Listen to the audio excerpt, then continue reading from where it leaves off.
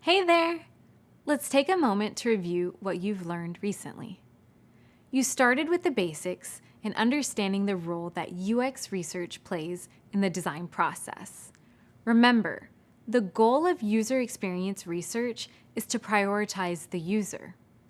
You also examined how UX research fits into the development of a product, including foundational research, design research, and post-launch research.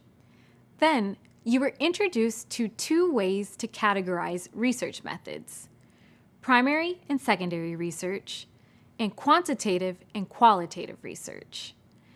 As part of that conversation, you went through the benefits and drawbacks to popular research methods like secondary research, interviews, surveys, and usability studies.